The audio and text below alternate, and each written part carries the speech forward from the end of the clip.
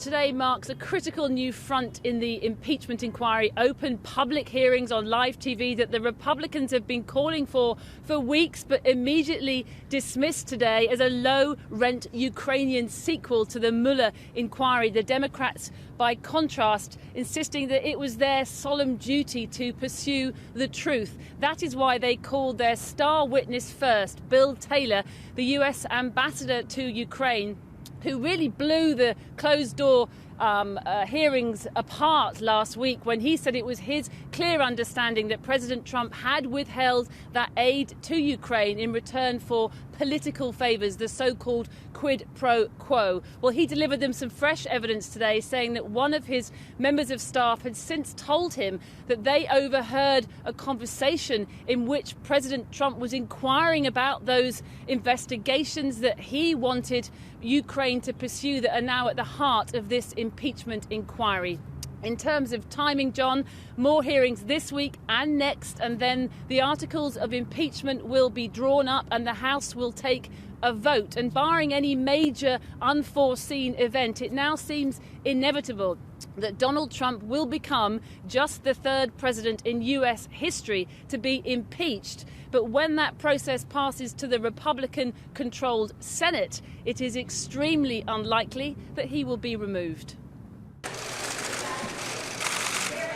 If we find that the President of the United States abused his power and invited foreign interference in our elections, if this is not impeachable conduct, what is?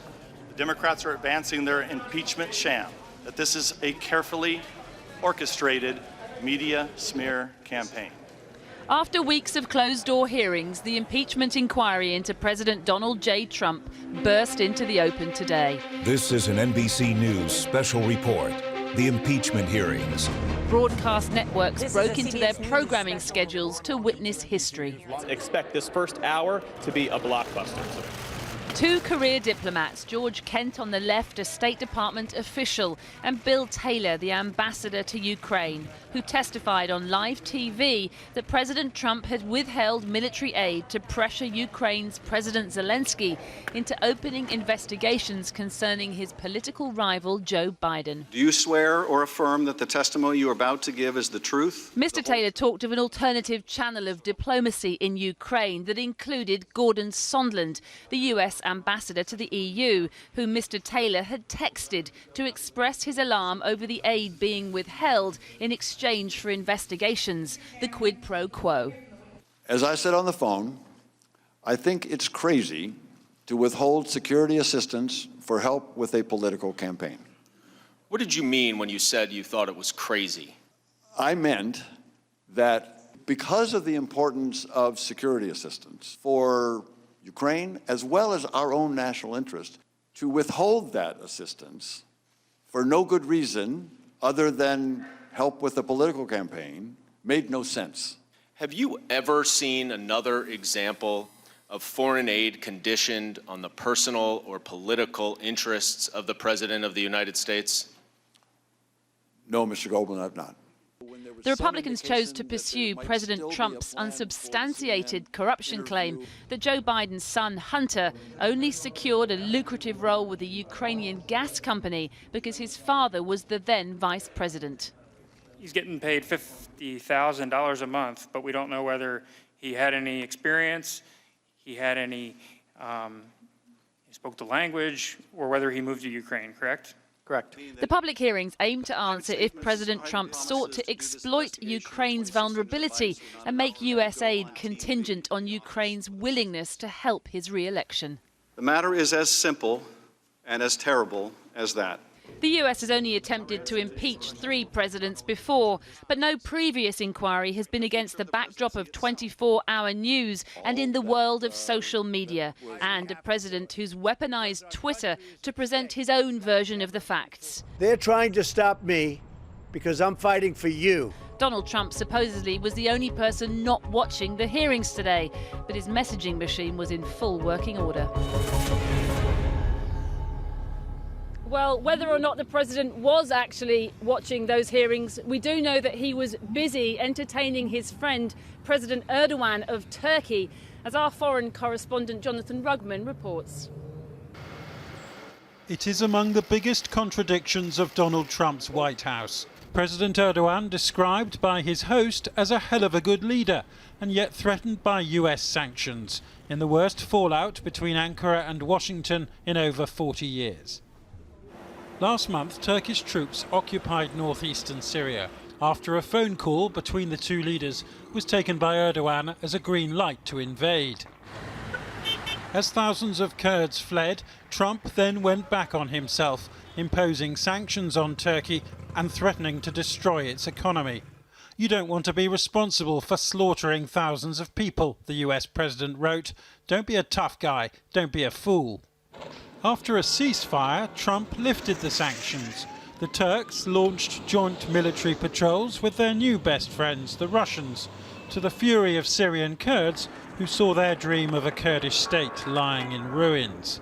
And then the American troops, initially withdrawn by Donald Trump, started to return. We left troops behind only for the oil. And I have to just finish by saying that the president and I we've been very good friends. We've been friends for a long time, almost from day one. Turkey's leader wants America to end its alliance with Kurdish fighters once and for all.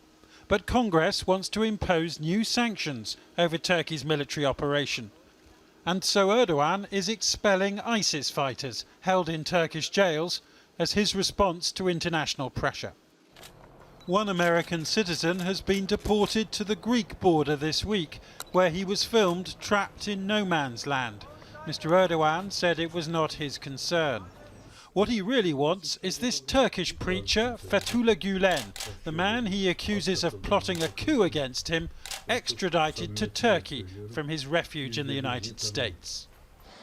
But the Turkish leader has provoked fury in Washington and across NATO by importing this Russian anti-aircraft missile system instead of buying its American rival. If Turkey doesn't get rid of the S-400, I mean, there will likely be sanctions. The CAATSA sanctions will pass Congress with an overwhelming bipartisan majority, and Turkey will feel the impact of those sanctions. We've made that very clear to President Erdogan. The Turks have already been expelled from flying and helping to build the new F-35 stealth fighter jet. So Erdogan is threatening to buy jets from the Russians instead. Every one of these disputes is interlinked, weakening NATO, an alliance which President Macron of France last week described as brain dead. Neither of these leaders seems to care too much themselves. Turkey could be drifting out of the West's orbit, but resetting that relationship may be beyond the threats and counter-threats coming from these two men.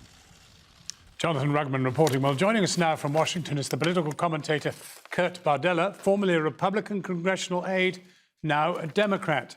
Curt Videla, what is interesting is that I think it is you who has drawn attention to the fact that if Mr. Trump is impeached, certainly by Congress, the rules by which he's been will have been impeached were made by Republicans. Well, John, this is the irony here, and we've already heard Republicans talk about how this is a quote-unquote sham process and it's unfair and the president's not getting due process. The reality is, and your viewers should know this, Republicans have controlled the majority in Congress for 20 of the last 25 years. The rules that Democrats are using for this impeachment, for the investigation, were written by Republicans as they investigated Democrat presidents. People talk a lot about these closed-door depositions. Republicans have conducted hundreds of closed-door depositions. When I worked for them at the House Oversight Committee, the investigative committee of Congress, we did that all the time. It was standard operating procedure. When they talk about not having a counsel present for the president during these hearings, that was a rule that was written by Republicans as they investigated Bill Clinton and later on Barack Obama. So for Republicans now and for President Trump to talk about this process and complain about it, they really have no one to blame but themselves. Do you think Mr. Trump even knows what you've just said? No, I'm sure he doesn't. I'm sure in his world, in his paradigm, these are rules that are being made up unfairly, specifically to target Mr. Trump. This is someone who, as we have seen time again, has no appreciation for historical context and certainly clearly is completely ignorant of what Republicans have done in the past. Is there, though, in fact, any chance of Mr. Trump actually being removed by the Senate, for example, which is, after all, totally Republican, even if they're operating by Republican rules? I don't think there's a good chance, but there's always something that can happen in these proceedings that moves the needle. I think more than anything, a lot of Republicans are waiting to see how the American people respond to these hearings, respond to these proceedings. If public opinion starts moving aggressively in favor of impeachment, a lot of these Republicans may take a second look at whether or not they think that it would put them in political jeopardy to keep standing by Donald Trump. The reality is, the only way that Republicans, I think, abandon Trump is if really, truly devastating, damaging testimony comes out that we have not heard yet that makes it explicitly clear that the president is someone that they cannot stand by any longer. Mr. Trump's been on deck for 3 years as president. Isn't this an electoral sort of trick, really, just to get a bit of publicity swirling around him of a negative nature just to win the day for the presidency? You know, I don't think so, because I think that, one thing, the election for America isn't for another year, and these proceedings will end very early on in 2020. So I don't think that something that happens really 10, 11 months before the election will have a big bearing on it. More so, a lot of people would make the case that impeachment is a dangerous gambit for Democrats to take in this presidential year, that it could actually hurt them. So they're kind of going against that conventional wisdom by moving forward with these proceedings. I think, fundamentally speaking, when it comes to these type of issues, they have to set a precedent in Congress that wrongdoing has to be acknowledged, that wrongdoing has to be investigated, and sometimes you have to put the politics aside and do what's right for the republic. What's happening both sides of the Atlantic? There's you. You were started off as a Republican. Now you're a Democrat. We've just been talking to British ministers who served as Conservative ministers as recently as 4 months ago and now are opposing their own party. Is democracy collapsing both sides of the Atlantic? Big question, short answer. I think that democracy can be in trouble when people stop living by the standards that they set for themselves. That's the reason why I changed parties, because Republicans had abandoned the principles that they had talked about for so long. And I think when that happens, there needs to be a change and people need to be held accountable.